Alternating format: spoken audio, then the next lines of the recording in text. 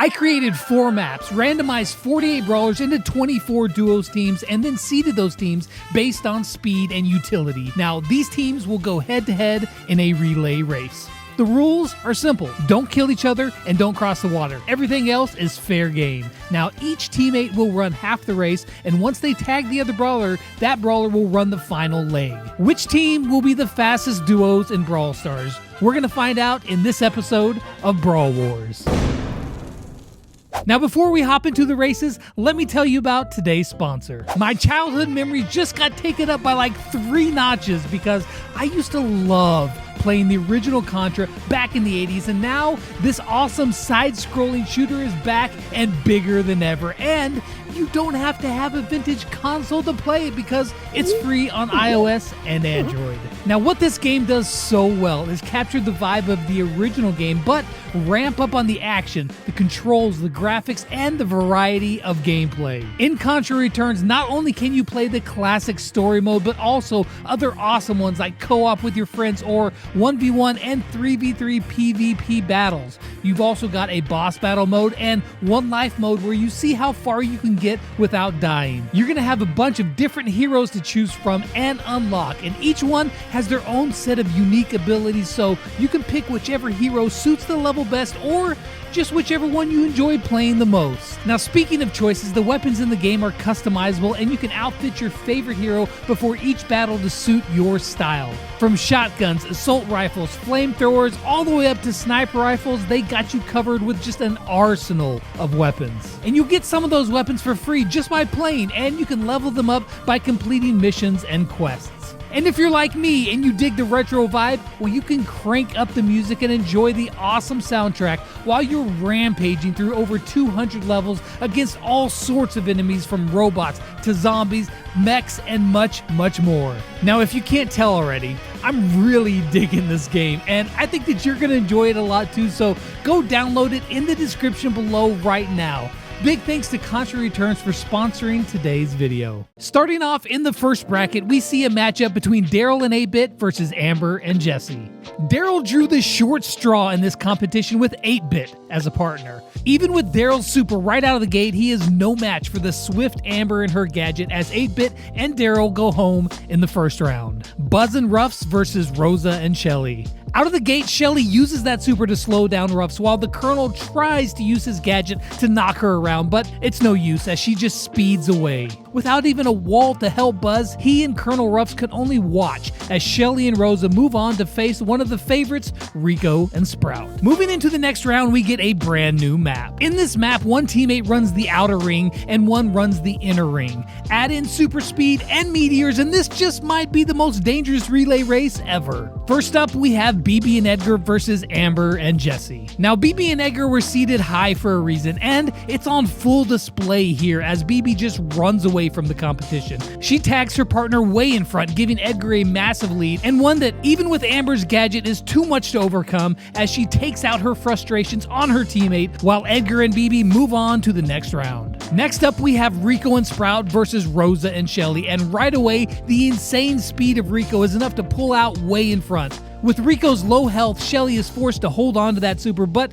in turn lets go of her hopes of winning as Rico gets out to a massive lead and makes the tag. Sprout rolls away, and despite missing one super, he builds up another to stop Rosa in her tracks and securing his spot in the quarterfinals against BB and Edgar. Starting the quarterfinals in this bracket, we move into a new larger map where the competitors will run in a figure 8 pattern around it. Our first matchup to see who will make it to the final 4 is against Sprout and Rico versus Edgar and BB. Rico gets a big advantage here because keeping his health low not only makes him run faster, but also makes it to where BB can't hit him, knocking him back. However, BB gets a helping hand too as Rico leads the way through the skulls, taking them out, which means that she can keep pace with him using her star power. Rico does make the tag first, but Sprout is unable to throw a wall down right away as Edgar is just ready to leap right over it. And unable to place it on the special tiles as well, he has to wait. But when he does, Edgar simply leaps over it, and then with a final Hail Mary wall, it's just too little, too late as Edgar speeds down the stretch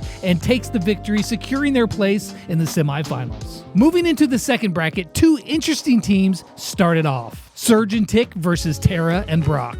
Now every brawler gets one super to start the race, and Tick immediately uses his to try to knock Brock back, but with his gadget of his own, he is able to jump over the super and in turn gives him a boost forward. When Tick makes the handoff, Surge is able to use those gadgets to give him just enough distance to put him out of the reach of that last-ditch super by Tara and teleporting him right into the next round. Crow and Nita versus Lou and Max. Now, Crow had struggles on the obstacle course, but here it's just speed. And even though Nita doesn't have that, she does get Bruce in on the game when she uses that stun just in time when Lou's attempt to freeze her in her tracks is thwarted. Rounding the corner, Crow is able to land a shot on Max, who has a good lead. He then slows her in time for a quick super, another slow, and a sprint across the finish line. The next round here, we get our first look at our reigning champion. Surge and Tick versus Colette and Mike. Now, Tick isn't able to use his super to his advantage this time, as immediately Colette pushes him back and gets a big lead. Going around, she uses her super 2 more times, keeping Tick well behind her, which gives Dynamite a good lead.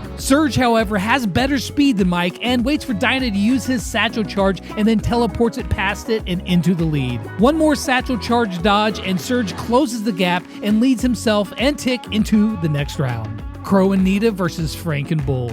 Out of the gate, Crow is ready to put his poison into action, but Frank simply gadgets through the slow and keeps pace with the nimble Crow. A super does allow him to pull away and tag Nita early, but Bull comes in, and despite the late start, his super is able to close the gap, and then he builds up another one and charges forward before stopping himself and stomping Crow and Nita's dreams of going into the next round into dust. Bull and Frank versus Surge and Tick. Bull starts off strong here and uses his super to not only knock back Surge, but also charge into a huge lead and times the spikes just perfectly. Surge, on the other hand, gets stuck on the spikes and has to battle through, but his faster movement speed coupled with his gadgets close the gap and is neck and neck with Bull coming down to the tag. Frank gets an early lead, and despite Tick's best efforts, he can't seem to disrupt Frank. Finally, Frank decides he's had enough with Tick and lays the hammer down, stunning him. Now, Tick almost pulls off a nice move to get Frank off the path, but it's not enough to move the big man off the course he has charted for him and Bull in the final 4.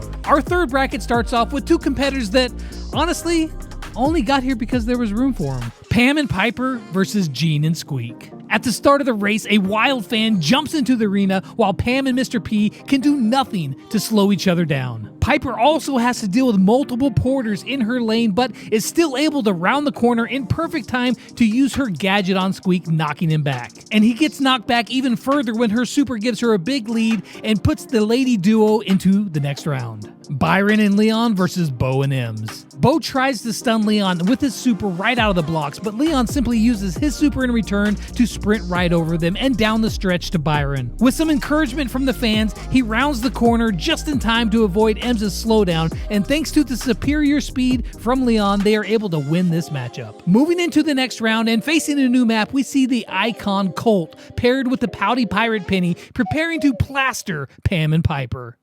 Some alliteration for you. Colt and Penny versus Piper and Pam. Eager to show why his seeding was higher than the competition, Colt and his slick boots blast out of the gate fast and never look back as he slowly pulls away from Pam all the way around the track, giving Penny a sizable lead. Now, Piper desperately tries to close that gap, but then Penny throws down her super, knocks back Piper, and sends her and Pam packing. Sandy and Stu versus Leon and Byron. Now, Sandy just got a new gadget, and it comes in really handy here, as right out of the gate, he puts Leon into a brief slumber. Even after getting knocked back by a meteor, he still holds a huge lead and has another gadget ready. Of course, he won't need that gadget because Leon never catches up. Now, Stu decides not to shoot the fans in the face and simply strolls around the ring and into the next round. Sandy and Stu versus Colt and Penny. Now, Sandy's new gadget has been a game changer for his team in this competition, and he makes good use of it once again here, putting Colt to sleep. He does have to wait for the spikes though, and Colt catches right back up.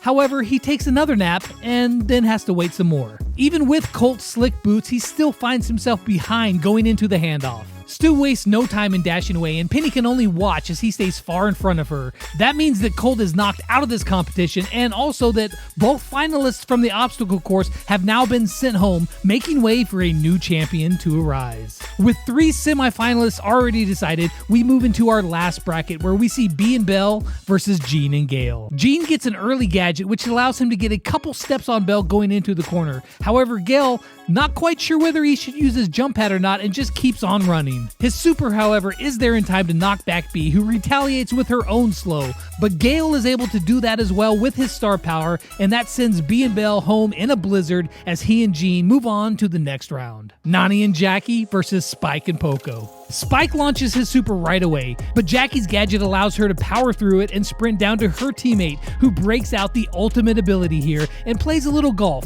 all the way around to the back nine and finish well under par, and way before Poco, who still hasn't even sniffed the finish line. Carl and Barley versus Gale and Jean. Jean starts off near the beginning of this race by pulling Barley back to him with his super, but Barley counters with his own sticky syrup, which helps him regain the lead, and then he throws down another one just for good measure to increase the distance while he makes the tag.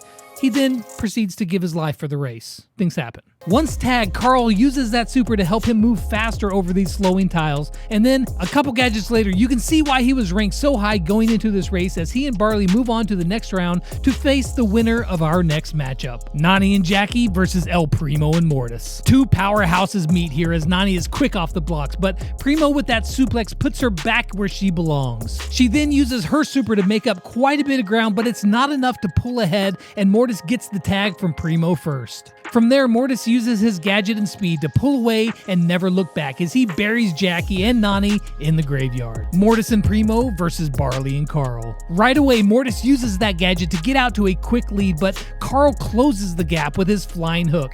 However, his super gets stopped by the spikes and he falls way behind. A quick gadget again and he starts to catch up, where he finds Mortis struggling with the skulls. The obstacles even the score here as Carl and Mortis cross the line at the same time, where Barley uses his syrup right away.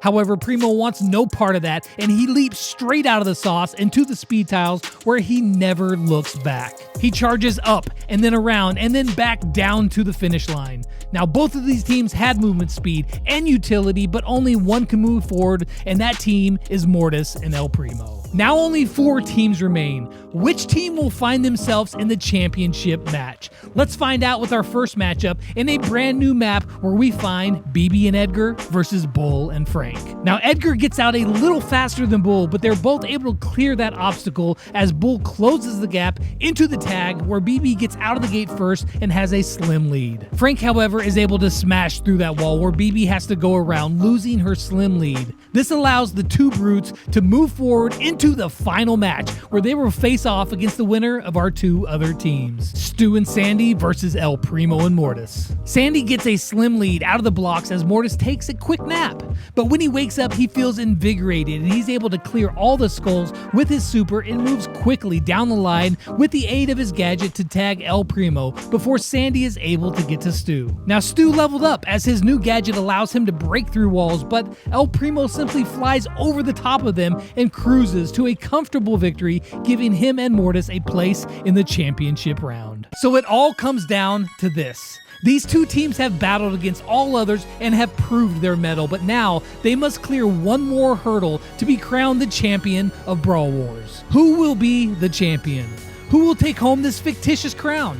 And more importantly, who will be the fastest duo in all of Brawl Stars? Let's find out. Bull and Frank versus Mortis and El Primo. The teams decide to put Bull and Mortis to run the first leg, and out of the gate, Mortis flexes that superior speed and dashes away from Bull. Bull, however, laughs as Mortis has to go around the wall as he simply lights up that super and smashes through it. This gives Frank a sizable lead going into the final leg. Frank flies over the jump pad and then unleashes his super, and it looks like it's going to be an easy win. But no, El Primo flies over the wall and closes that gap. It's coming down to the very end, and it looks like El Primo is able to just pull ahead at the very end, edging out Frank and bringing home that championship trophy.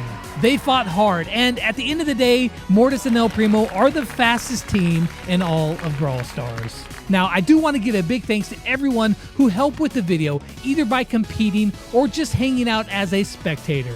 You guys are awesome. I hope you guys enjoyed the video, and if you have any other ideas for future head-to-head competition in Brawl Wars, let me know in the comments down below. But that's going to wrap it up for this one, and as always, until next time, I'll catch you guys on the flip side. Peace out.